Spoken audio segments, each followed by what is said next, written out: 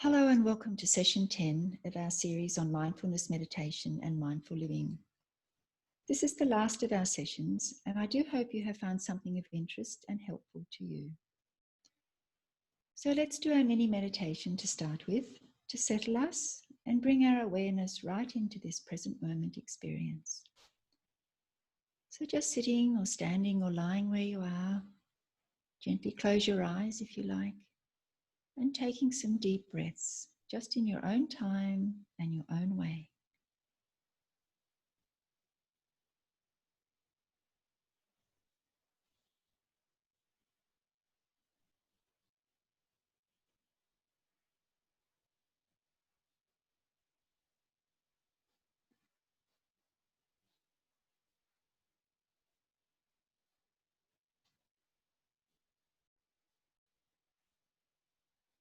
And you may like to take your attention to the sounds that are around you, noticing these without judging them, just allowing them to come to you. And as you notice the sounds, you can also feel the flow of your breath, just coming and going.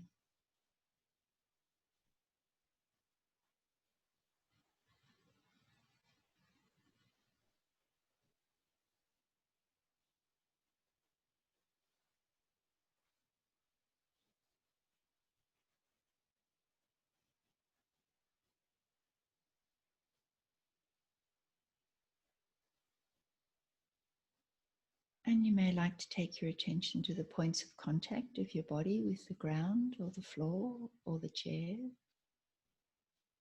Just being aware of pressure at these points, just using your sense of touch. And as you do this, you may also like to feel the flow of your breath, just coming and going.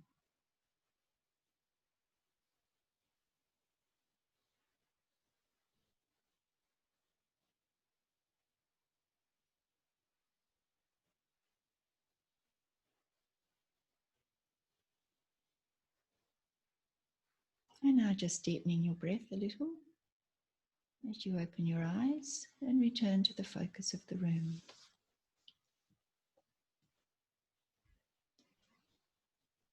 So in this session, our final one, I thought I would tell you a little about the research that has been behind the acceptance of mindfulness as a valid practice, not just in the area of well-being, but also as an adjunct treatment in mainstream medicine and in education, sport, and the corporate world. At first, research focused on looking at the brains of people who meditated regularly and seeing if there were any significant changes. The Buddhist monks were a willing and excellent source of participants. Buddhist monks learned to meditate at an early age, and it is a consistent and deep practice throughout their lives. Changes such as an increase in the activity and the actual size were noted in the prefrontal cortex and hippocampus parts of the brain. These areas allow us to pause before acting, to reason, to understand the consequences of our actions, and to show empathy and compassion to others. Now, obviously, Buddhist monks have quite a different lifestyle from us here in the West. So researchers turned their attention to studying meditators in our Western countries and also looked at comparing brains of meditators and non-meditators. As well as the same changes in the prefrontal cortex and hippocampus of the brain, it was found that the amygdala, the area of the brain responsible for the fight-flight reaction and often described as the threat detector, was considerably smaller in people who meditate. What was also significant was observing that the size of the amygdala was reduced with the introduction of mindfulness meditation into a person's lifestyle. Now, often the amygdala can be super active, and brain imagery shows it can increase in size when we live in a state of chronic stress. And this is because we are always in this heightened state of reaction, worry, catastrophizing, fantasizing. Remember how we talked of all the should haves, might haves, could haves that can plague our monkey minds. Research hasn't just looked at brain changes, but trials have been done and documented about using mindfulness in the treatment of various health conditions. And just one to mention that caught my eye is the treatment of acquired brain damage across the population and also in cognitive decline in the older population. Mindfulness meditation was found to be just as an effective treatment than certain drugs without any side effects. And so from this trial, then treatment plans are being devised to incorporate mindfulness meditation into people's rehabilitation. It's also exciting to note that research using brain imagery with people practicing activities in a mindful way show the same beneficial effects in the areas of the brain that people practicing mindfulness meditation do. So keep up those mindful activities and periods of mindful breathing. Now, away from actually looking at changes in the brain due to meditation, researchers in the field of gene expression are having some exciting findings. So when I was at school, we learned about genes and chromosomes and how they dictate our physical characteristics, as indeed they do.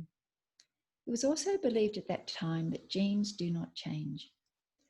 Well, research is now showing that we can influence how certain genes are expressed by our lifestyles. Some genes, particularly it seems those related to some of our common chronic diseases, can be flicked on or off by our lifestyles and how we respond to stress. As we all know, we often cannot change what is happening to us and around us, and at times this can be huge. But what we are in control of is how we respond to stress, and in this response, we control the damage to our bodies. More specifically, research is looking at telomeres, and these are the endings of our chromosomes. They look a little bit like the plastic endings of shoelaces. The rate our telomeres shorten, as they do with age, is controlled by our genes, but also influenced by our lifestyle factors. Diet, exercise, weight management, and how we respond to stress all have an influence. An increase in the shortening of our telomeres predisposes us to premature aging. Now, the telomeres are bathed in an enzyme called telomerase, and the correct amount of this enzyme has a direct effect on how quickly our telomeres shorten. So once again, genes and lifestyle factors influence the production of telomerase. It is interesting to note that once this was discovered, then research began looking at ways to make a drug that would influence the production of telomerase, as by this time it was seen as an anti-aging enzyme. Quickly it was discovered that too much telomerase could cause a marked increase in cancer risk, and that was too much coming from a drug. Too little telomerase was also linked to chronic disease and possibly an increase in cancer risk, as the body's own regenerative capabilities was affected. Getting the right amount was proving to be elusive. It was also being discovered at the time that the rate of shortening of our telomeres can be reversed, and this reversal can be brought about by mindfulness meditation. This is very significant when the rate of shortening has been increased due to stress. I think it's a good example here where lifestyle factors and the willingness to change these, if need be, can be far safer and more effective than developing and relying on another drug. So a very readable book has been published by two leaders in this area of research, The Telomere Effect, Living Younger, Healthier and Longer. As I say, it's very readable and it's very interesting. The details are there if you'd like them.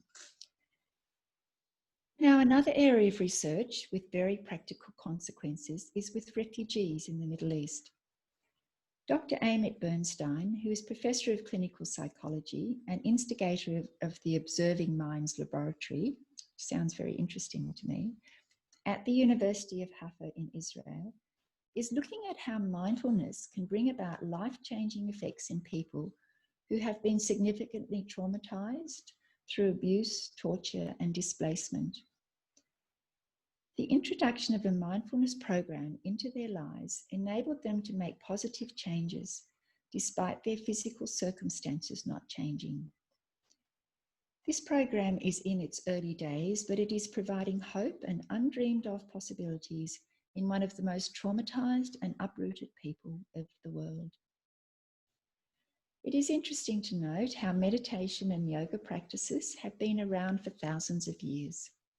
Here in the West, we have a tendency to want to prove everything. So it seems that science is just catching up with what has been known for eons in other parts of the world. I hope you found that little bit of information about research interesting. So now we'll do our longer period of meditation.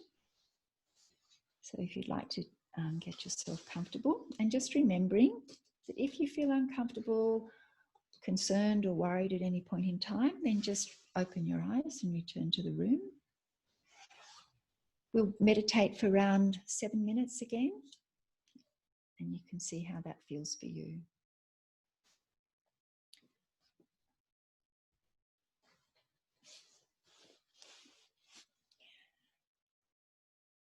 So welcome.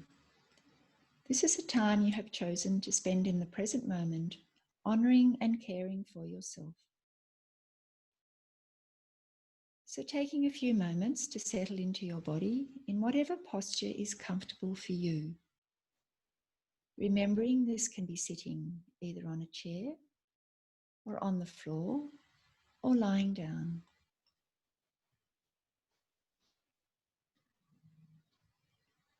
Just allow the weight of your body to sink down, bringing your awareness to the points of contact of your body with the chair, the bed or the floor. And when you are ready, you can gently close your eyes, or if you prefer, cast them downwards.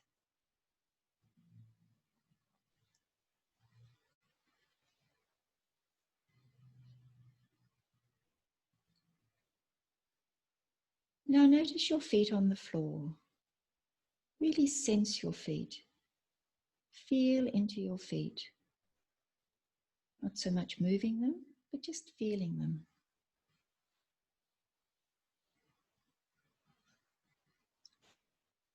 Notice the contact of your thighs or buttocks on the chair or bed, if you're lying down. And notice the small of your back, supported and in contact with the chair.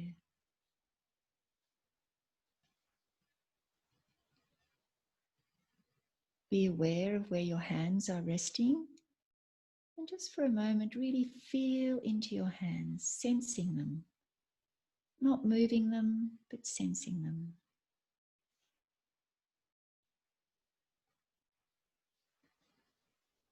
And take time at these points to feel them, whether it is pressure from the contact or from fabric, softness of fabric, the temperature,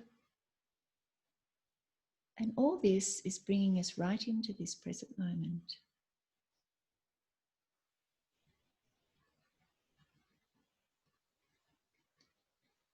And now we'll take a few moments to check through our body to make sure it is relaxed, allowing the muscles to soften and loosen as we do.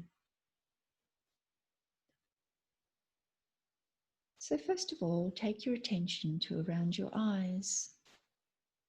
If they're closed, notice the velvety darkness in front of your eyes.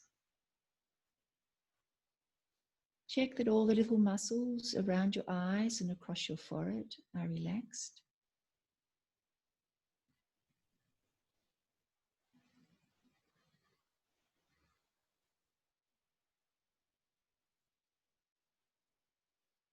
Just feel the relaxation coming across your forehead and around your eyes. And now taking your attention to around your jaw. We often hold this tight. You may want to wriggle it a little if that helps. Just focusing around your jaw, around your mouth. And making sure that these muscles are relaxed.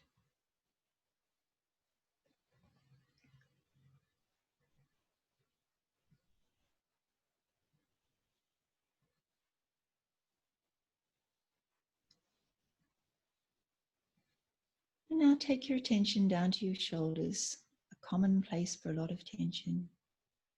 You may like to hunch them up towards your ears and then let them go, allowing the muscles to soften and loosen.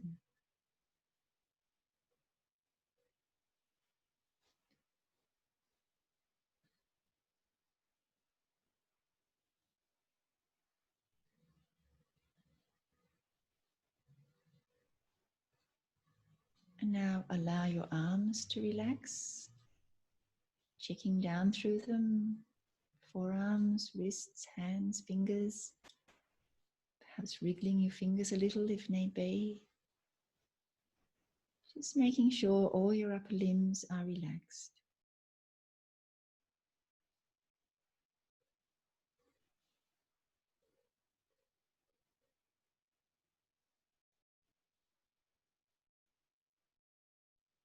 And now taking your attention down through your body, through your chest, your belly, your buttocks, allowing the muscles along your spine to soften and loosen.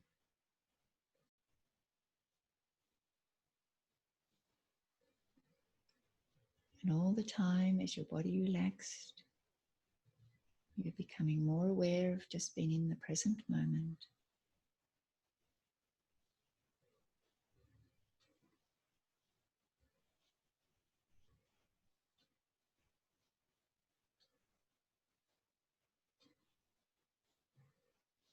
And now take your attention to your legs, perhaps allowing your knees to roll in or out a little. We often hold them tight. And as your attention moves down through your leg, checking for relaxation in your calves, ankles, feet, toes, allowing all the muscles to soften and loosen.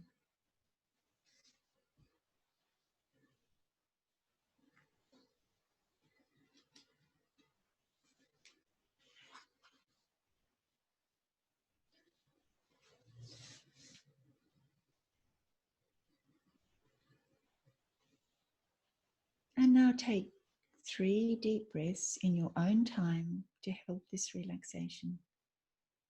Remembering to breathe right to the bottom of your lungs and sigh any tension out.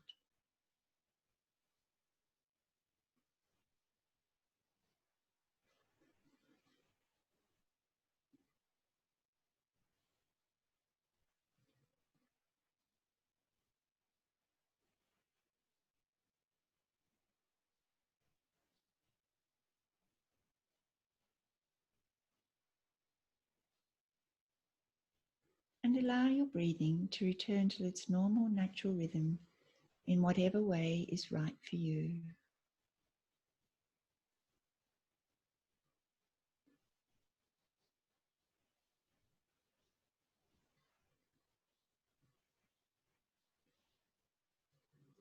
Now take your attention to any sounds that might be around you, both inside or outside. Just allow these sounds to come to you, just noticing them with a gentle curiosity, not judging them. And as you do, feel the flow of your breath, just coming and going.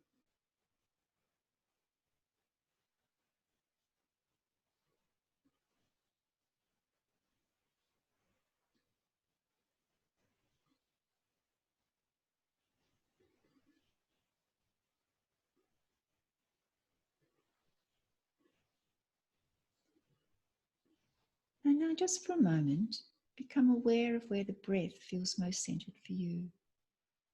So taking your attention to your breathing. Perhaps it's most noticeable for you as the chest and the belly rise and fall as you breathe in and out. Or it may be at the nostrils or the slightly parted lips. where you can feel the coolness or the warmth of the in and out breath. Just becoming aware of where the breath is most apparent for you.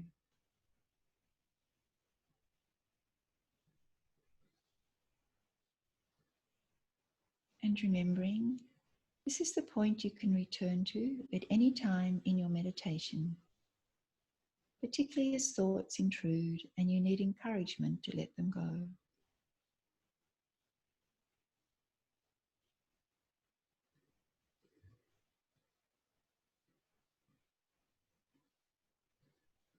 Now, just for a moment, as you feel comfortable and at ease in your body, take your attention back to your breath.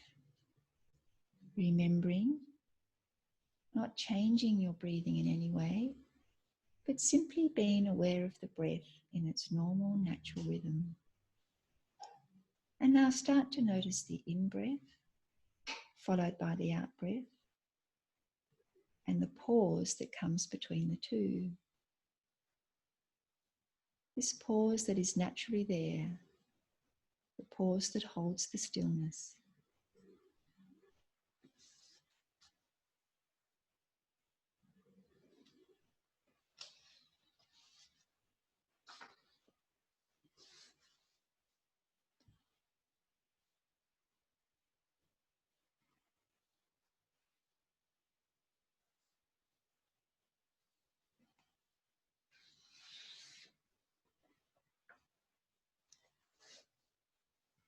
Once again, remembering there's no thought that needs attention right now.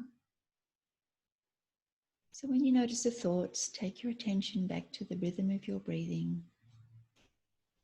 not changing it, but just being aware of the breath, moment by moment, and breath by breath.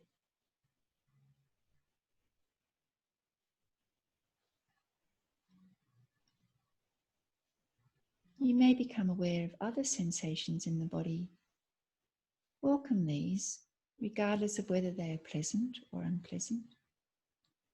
But be kind to yourself. It may be necessary to change your posture for ease, but if not, you may like to focus on the sensation and find that it gradually eases off into the background. Some sensations may linger and some change in intensity, some disappear. But just be aware of this. Be aware of what is happening for you right now in this present moment. And simply return to the breath, moment by moment and breath by breath.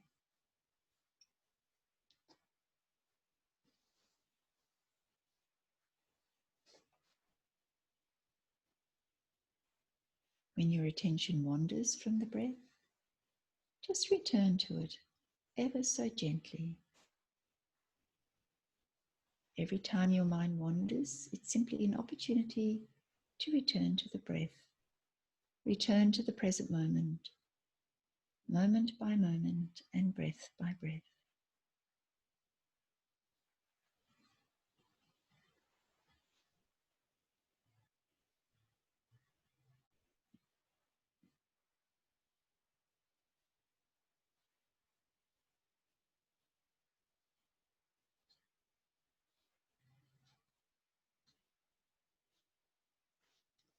Thoughts are like the clouds in the sky, passing across the blue sky, just simply coming and going. The blue sky never changes, just as the stillness within us, glimpsed between the thoughts, is always there, never changing, always accessible, and a place of peace.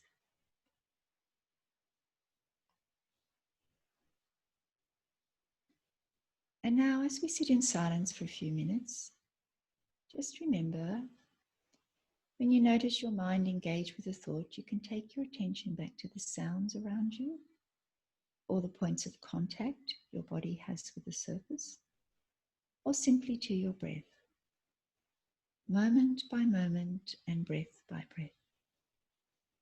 There is no thought right now that needs your attention.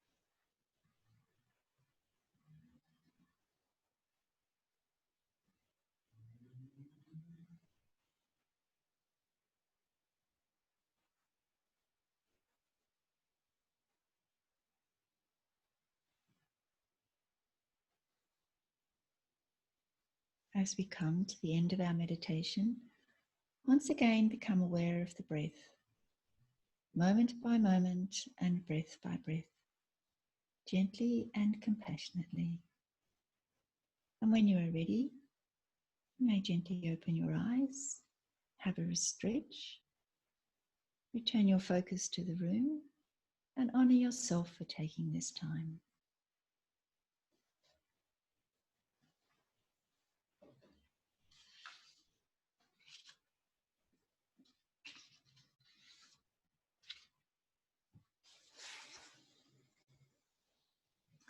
Right, so just a little more before we finish. I thought we'd just talk a little bit about integration of mindfulness into our lives. Because when we practice mindfulness consistently, this is what starts to happen. And so these are some of the characteristics that we develop. So we become more patient, less hurrying and addiction to busyness. We don't have to always be on the go. We're able to just step back a little and give ourselves time. And we become more patient with people too. Empathy, so being able to listen deeply and letting others be themselves. Not always jumping in and saying, oh, I know how you feel, because a lot of the time you don't. But listening. Listening deeply is a mindful practice in itself. Trust, we have less need to be in control, so we just trust what's going to happen. Humility, and that's realizing and accepting what we do not know. We don't always have all the answers. Self-discipline, well, that's training that monkey mind, stopping all the catastrophizing, fantasizing, should haves, would haves, might haves. Equanimity, so we become less defensive, less judgmental, and less overreactive. Become more courageous with ourselves, accepting and exploring every aspect of ourselves. And gratitude for the simple and the not so simple things in life. Believe me, we could always find something to be grateful for. And don't forget that little practice at the end of the day, thinking about 3 things that are good things that have happened in your day, particularly with children. So this brings us to the end of our series on mindfulness, and I hope you're on a path to finding the comfort, the peace, the inspiration that meditation brings. Some or all of the health benefits, because slowly you are healing your body. I hope that you are less reactive, less stressed, and less anxious. That you can push the pause button and influence the relationships and the environment around you. That you can deal better with events and reactions around you and enjoy more peace. And that you remember to do some mindful breathing during your day. There may be just inklings of these, but practice, perseverance, and commitment bring results. And remember, if you don't do any meditation for a while, or you do forget your mindful breathing or your mindful practices, then you just start again, just when you want to, because you never really lose the benefits you've gained. So just allow your attention to find the spaces between thoughts, the silence between words, and the stillness between breaths. I'll leave you with that to think about. It comes from a magazine on mindfulness called the Breathe magazine. And then I thought we'd just revisit this quote that we first looked at in session 3. So learning to meditate is one of the greatest gifts we can give ourselves. And maintaining a regular practice of meditation is one of the kindest things we can do for ourselves and for others. Perhaps the best motivation for learning to meditate is to be a happier, healthier, more present, and more useful human being. And do remember that whenever you sit, just for a few moments, for a few minutes, for half an hour, whatever it is, that you are giving yourself the gift of healing. Healing physically, emotionally, mentally, and spiritually. And your bodies and minds will thank you for it. I wish you well, and may our paths cross again. And just before we go, I invite you to just sit quietly, close your eyes if you like, And take some deep, mindful breaths, just focusing on your breathing in whatever way is right for you.